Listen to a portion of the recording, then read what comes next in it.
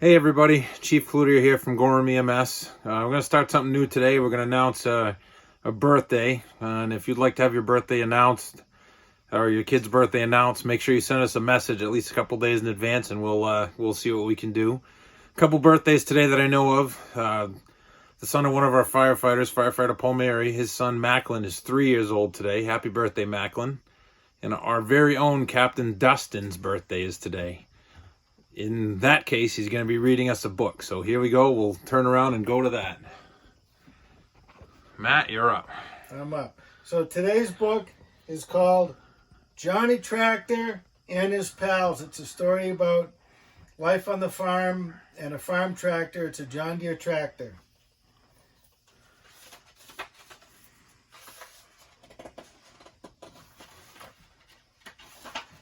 So the moon and stars were bright.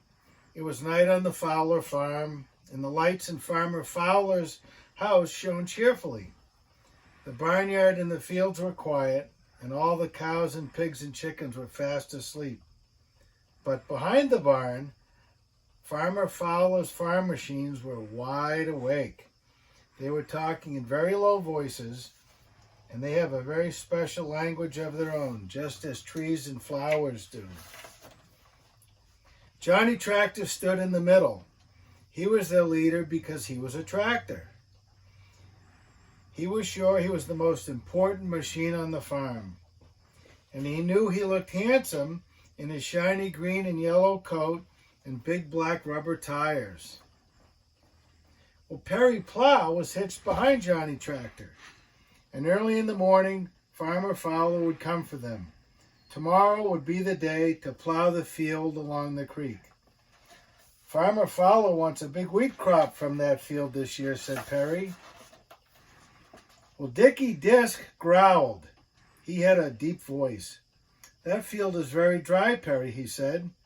Farmer Fowler will use you to plow it, but then he will use me to cut up the clods of dirt.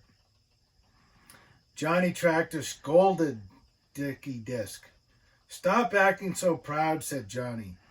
Farmer Fowler also uses Henry Harrow to make the field smooth. This pleased Henry Harrow. He liked to get his special attention from Johnny Tractor. Then Henry Harrow spoke. His voice was soft and gentle like his gentle work in the fields. Well, sometimes Mr. Fowler does use me too, Henry said, as he flicked a speck of dirt off one of his many spikes. I am always ready to do my part. I'm already ready to do my part too, said Danny Drill. I plant the seeds for Farmer Fowler. I plant them just right so they will grow quickly and evenly. And I put fertilizer in the soil so the plants will have plenty of food. Sometimes, Danny Drill teased, I think I'm as important as Johnny Tractor. But before Johnny could say a word, Chucky Cultivator muttered, I'm important too. I get rid of the bad weeds that would keep the crops from growing. Why, if it weren't for me, Farmer Fowler's fields would be full of weeds instead of corn and beans and potatoes. All the machines nodded and agreed, yes, Chucky, you're very valuable. Johnny Tractor couldn't keep still another minute. He turned around so fast he made Perry Plow dizzy. Ha!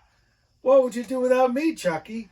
I'd pull you over the field, you know, boasted Johnny, spinning his steering wheel.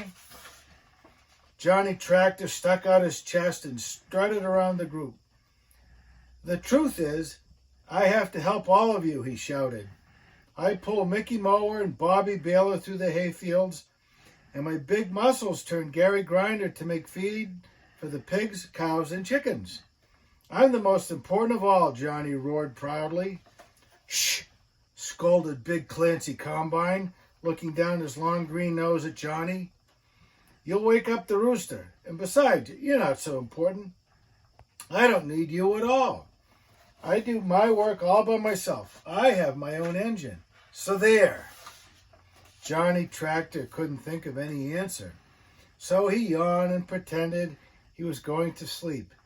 He knew Clancy Combine really didn't need him. Johnny began to feel very ashamed of the way he'd acted. He said, "Well, I guess Farmer Fowler couldn't get along without any of us. He really needs all of us in some way." All of the other machines agreed with Johnny Tractor. "You better get some rest now if you're going to keep up with me tomorrow," Johnny added in a kind voice as he settled his wheels firmly on the ground and sighed. Before long, the sun would chase the moon from the sky, and the rooster would wake them all up with his cock-a-doodle-doo. Tonight, they must rest just as Farmer Fowler and his family are doing. Tomorrow, they must be ready to work hard together. Soon, they were all fast asleep. Have a great afternoon, everybody. Stay safe, and don't forget to wash your hands.